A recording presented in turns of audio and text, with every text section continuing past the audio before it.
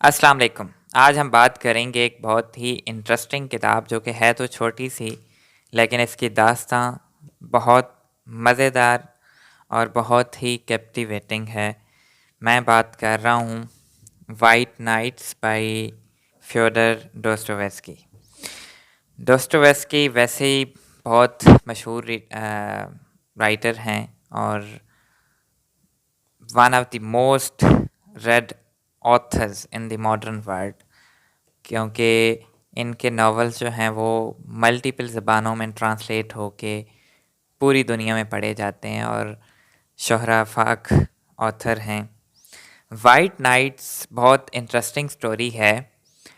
इसमें एक शख्स जो है वो अपनी जवानी का किस्सा सुनाता है और उस किस्से में बेसिकली वो 4 रातों की दास्तान सुनाता है जिसमें उसको इश्क हुआ और उस 4 रातों को जो उसने उस कैफ़ियत में गुजारी हैं वही अपनी वो ज़िंदगी तस्वुर करता है। वही रातें जो हैं वो हमेशा से उन्हीं को याद करता है। तो वो उन्हीं की एक स्टोरी सुनाता है। शुरुआत यूँ होती है कि वो अपनी जवानी में मुख्तलिफ़ शहर के कोनों में वॉक करता है, नदी के किनारे भटकता रहता है। तो एक दिन जब वो पीटर्सबर्ग शहर होता है, रशिया का शहर अभी भी है, तो वहाँ पे वो वॉक कर रहा होता है तो कहीं से उसको रोने की आवाज़ आती है। तो वो देखता है कि एक दोशीज़ा वो नदी के किनारे, पुल के किनारे वो सिसकियाँ ले रही है, रो रही है। तो उसने ज़िंदगी में कभी किसी औरत से बात नहीं की होती और उसका एक ख्वाब होता है कि शायद कभी ज़िंदगी में मैं भी किसी से बात करूं। तो वो पहले तो डरता है कि इससे बात करूं ना करूं, पूछूं ना पूछूं, क्या मसला है इसके साथ। फिर वो हिम्मत करते करते उससे पूछता है कि आपको कोई मसला है, कोई प्रॉब्लम है, तो वो उससे भाग जाती है। तो ये उसका पीछा करता है, पीछा करते करते तो वो कहीं पे जाके नदी में छलांग लगाने की कोशिश करती है। जब वहाँ पे गिरती हुई सिचुएशन में होती है कि ये उसका हाथ पकड़ता है, वो हाथ पकड़ के बाहर आती है। तो उससे पूछता है क्या हुआ है। तो वो फिर वहाँ से जो है थोड़ी बहुत दास्तान शुरू होती है। तो उसको बड़ा अच्छा लगता है कि कोई तो है जो मुझसे कुछ पूछ रहा है। तो अब उस दास्तान में वो थोड़ी-सी उनकी गुफ्तगू होती है तो लड़की उसको कहती है कि आप अपनी स्टोरी सुनाएँ मुझे, कि आप कौन हैं? और लड़का फिर उससे कहता है कि आप अपनी स्टोरी सुनाएँ।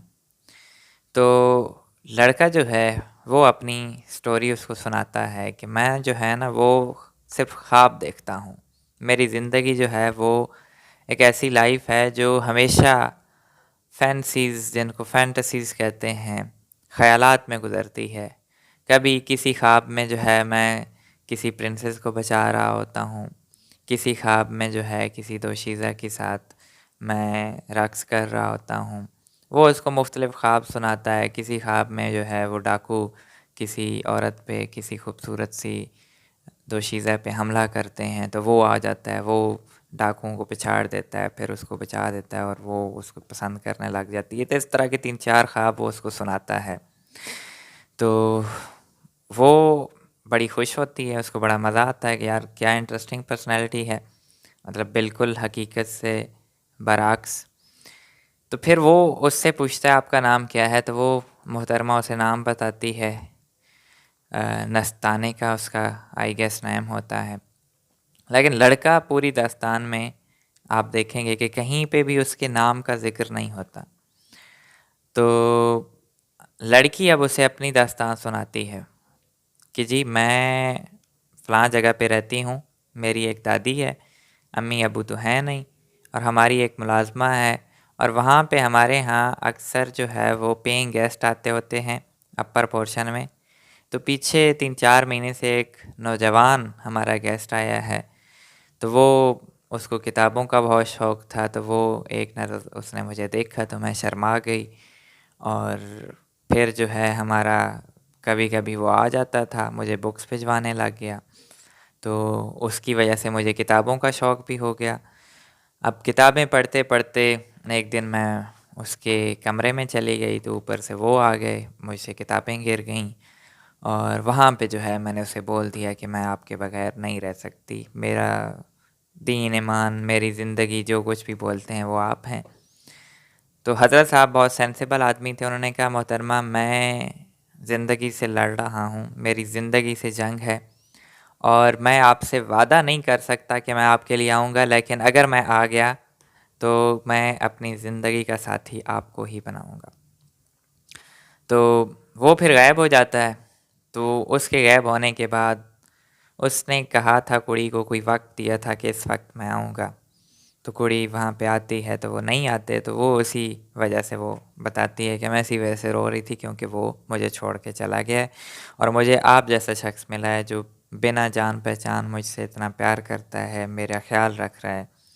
तो वो फिर 4 रातें रोज़ मिलते हैं, डिस्कस करते हैं और कुड़ी बार-बार उसको कहती है कि यार मैंने तो उससे गलत आदमी से प्यार किया है, मुझे तो तुमसे प्यार करना चाहिए था, फिर भी मैं उससे प्यार करती हूँ लेकिन तुम सबसे अच्छे हो।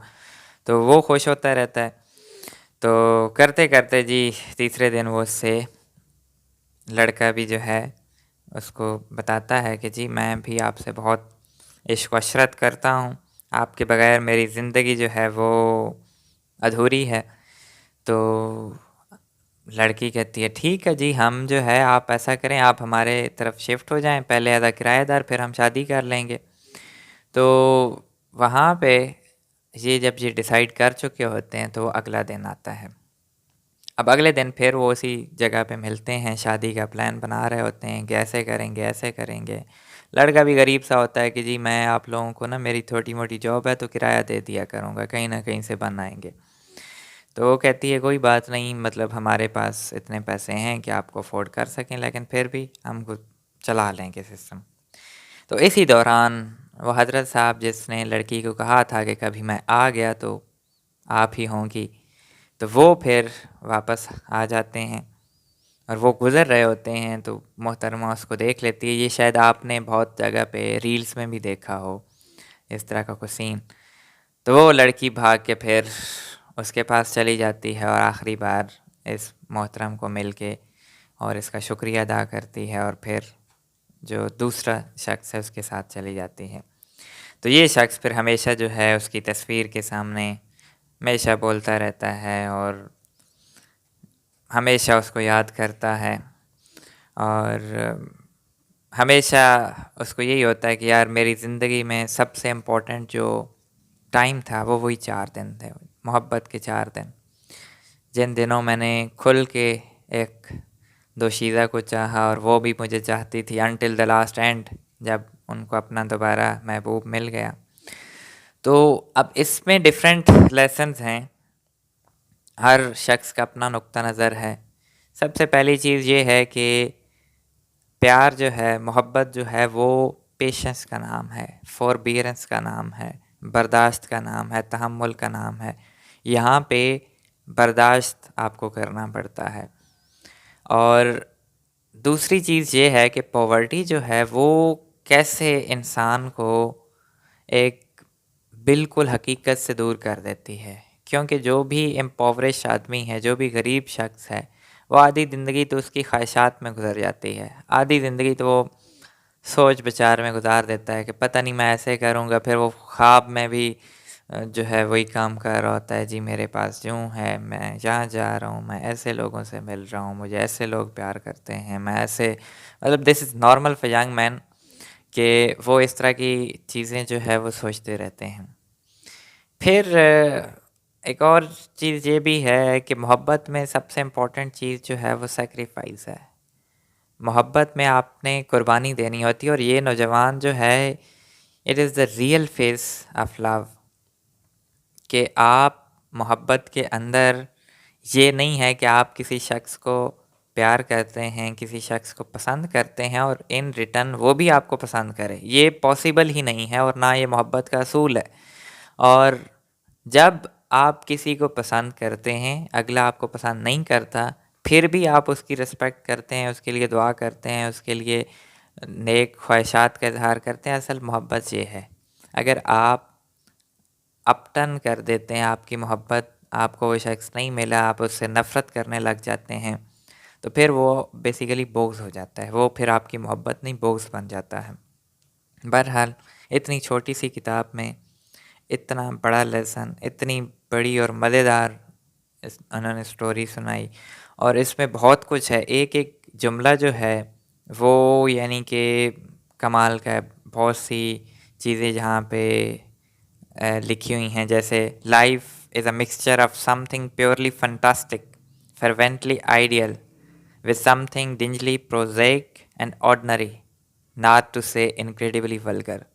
मतलब अब ये जो लड़का है, ये नस्तानका को एक बात बता रहा है ज़िंदगी के बारे में, और मतलब इसमें क्या बात उन्होंने कह दी है कि ये जो ज़िंदगी है ये ख़यालात ख्वाहिशात का मजमुआ है, और कभी जो है ये बिल्कुल ऑर्डनरी लगती है, कभी इंतहाई वल्गर हो जाती है, कभी जो है ये इंतहाई शाइस्ता और सजी हुई दुल्हन की तरह हो जाती है। तो मतलब कि इस तरह की आपको बहुत सी चीज़ें मिलेंगी, और बहुत मज़े की आप इन वन को पढ़ सकते हैं। और आई वुड रिकमेंड, जो जिनको शौक़ नहीं पढ़ने का तो वो यहाँ से स्टार्ट करें। That's a brilliant book, White Nights, must recommended. Take care, Allah हाफ़िज़।